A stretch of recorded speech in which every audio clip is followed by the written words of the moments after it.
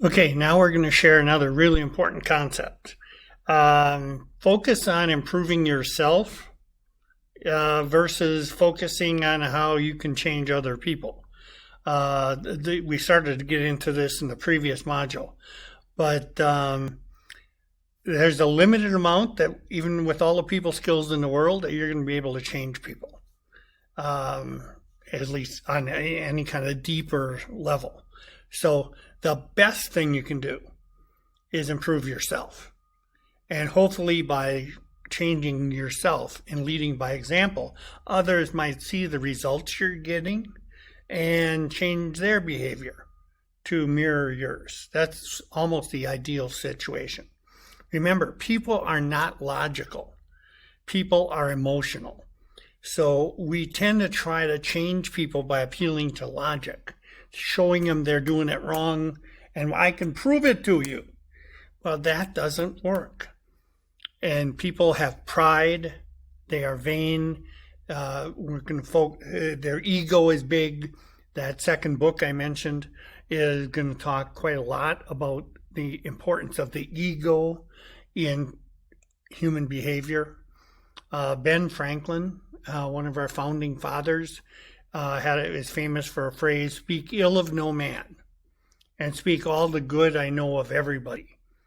So that was one of the keys to his success. As a negotiator in business, he was America's kind of first millionaire. And in terms of, the time frame in the 1700s. And he started off life as not a very nice person. And a lot of people did not like him. And then he came to the realization that all the things he was doing weren't working. And so he gradually changed. Much of the stuff that Dale Carnegie talks about, you can find if you go back to the early autobiography of Ben Franklin. He talks about a lot of these things, which, by the way, is another really good book you should get your hands on. There's lots of valuable stuff that could be applied in the 21st century that he first talked about back in the 18th century. So there are some fundamentals that are so good they are timeless. Now, we're going to kind of summarize where this is going is Carnegie's first principle, and it's the 3 C's. And I'll talk more about this as we go. Criticism, do not criticize, do not condemn people, do not complain. It's a big chunk. Again, probably put it on a 3x5 card and read it every day. Because we do it all. We do it all and wonder why we don't get better results. Okay, how do we treat people? Now we said focus on yourself, yes, but now how do we treat other people? Just be nice. Go out of your way to be nice to people. Don't be a jerk. Again, you'll get better results. You catch more flies with honey. That's being nice. People like to be around people that are likable. And this is a key to being likable. Be nice to everybody, not just people who can help you, but be nice to, quote, the little people. Treat the secretary, treat the cab driver, people that aren't in positions of power. I used to have a thing when I was the chair of the finance and accounting department. Again, I was in charge of hiring faculty as well as others. And one of the things I always did when we brought a faculty in for a job interview, I would ensure sometime during the day, I would put them in with my staff person and have them interact with my staff, both the student the student workers, as well as my secretarial staff and so forth. I would have them interact for almost an hour as they got ready. They usually had to do a presentation and they needed copies made and all that. And I purposely didn't get involved in that. I turned them over to the staff and had them work with these people. Now, the reason I did it was, they had to get their job done. But a secondary reason, as part of the job interview process, afterwards when they were gone and we were deciding who to hire, I would actually go and talk to the student workers that they dealt with, the staffer, and this was all when I was not around. Because everybody was nice to me, because I could hire and fire. But I wanted to see how they talked to the people who they didn't perceive as having power. We actually didn't hire people, even though on paper they looked pretty good. And they were great to me and other faculty. But they treated the students and the student workers, and they treated the secretary like they were second or third class citizens.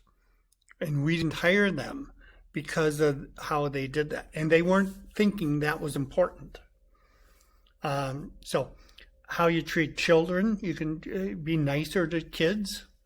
And the action step for this is to practice, not to criticize, not to condemn, not to complain. So that's another set of homework. Put it on a 3x5 card and really do this. Don't just talk about it.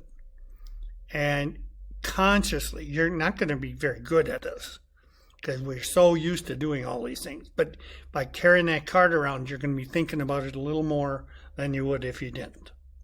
So again, we've mentioned it twice already. Here is where this is Carnegie's principle number 1 of human relations.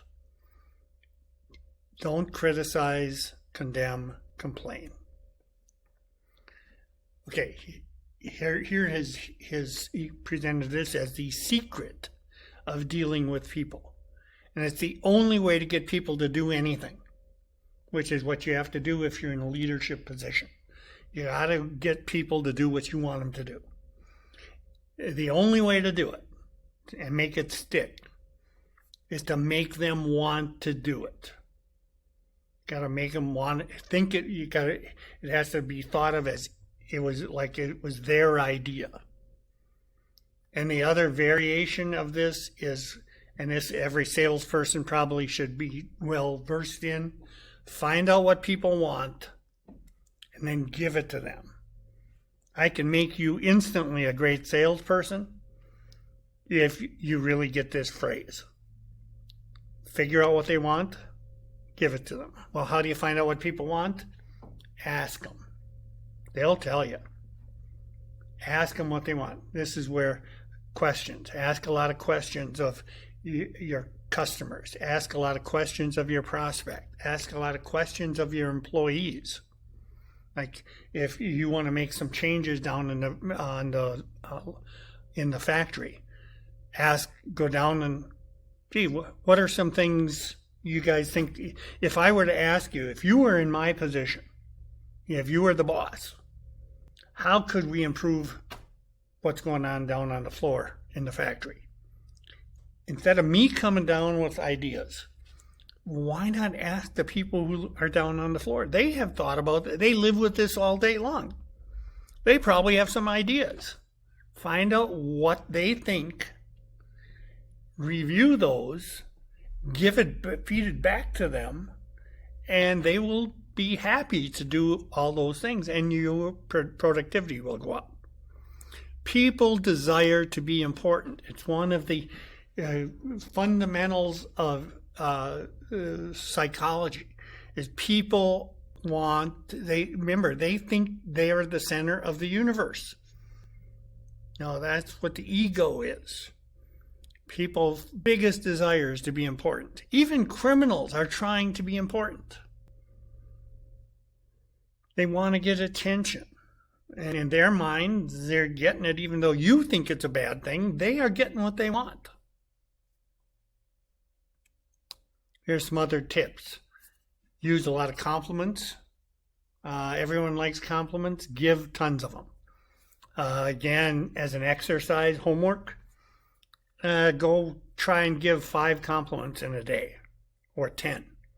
Make an actual list and go through 1, 2, 3, 4, 5. I've done this with students and again, they come back with this the kind of endorsement of, oh my gosh, people were so nice. Everybody treated me differently. And guess why? Because you were out giving compliments. Now, I don't mean insincere things. Don't make it be a jerk here. Find genuine 5 or 10 things. People are doing stuff. And again, compliment behavior. I'm not talking about appearance.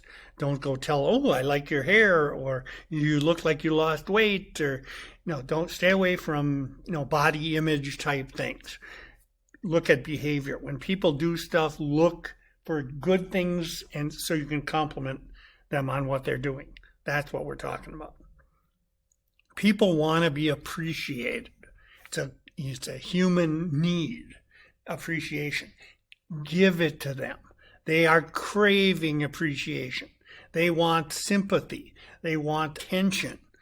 Now, again, it doesn't sound like all these things are really very good. They're kind of self-focused, and accept it. That's what people are. What we're trying to get you to do is this is, again, what they want. Instead of fighting it, which leads to conflict, what we're looking for is for you to give them what they want and need. It's even go beyond. It's not a want. This is a need for people to be appreciated, even though they'll deny it. If you ask them, oh no, they're modest. No, they're not. Everybody has this built into the DNA. How people get their feeling of importance is critical to their personal development and their internal who they are, their character. Now, the ability to put all these tips and things together by many people is viewed as the number one most important skill, the ability to deal with people. Charles Schwab, not the investor who's got the brokerage firm, but Charles Schwab was the president of U.S. Steel back when Andrew Carnegie, the original source of the old Napoleon Hill Think and Grow Rich material, when asked what was the thing he was looking for most when he hired people, and he was always looking for this. Leadership. This is just some kind of random thoughts here in the book about leadership. You gotta get enthusiasm. A leader is able to arouse enthusiasm in people. And how do you do that? By the things we've talked about. If you are given compliments, rewarding people, giving them what they want, be quick to praise, they will get excited about coming to work. And if they're excited about coming to work, they're going to do a better job. But you're encouraging people to be the best person they can be. They're going to love you for it. They're going to love this. And the way you don't use the 3 C's, the criticism, condemnation, and so forth, what you are trying to use is appreciation, approval, let people know they're doing a good job, encourage them to keep up the good work. You can't do this often enough with the people you deal with, not just at work, but at home. Don't criticize again. I can't say that often enough. Give people incentives to do great work. Some of those are monetary. Lots of them are non-monetary. People will do more for recognition than they will for money in a lot of circumstances. So you can apply this to your business or personal life. Lots of divorces are due to a simple lack of appreciation. You've been married 40 years and you take it all for granted. Give a little appreciation. Don't criticize even if they ask for it. Now, if your spouse comes up to you and says, do I look fat in this?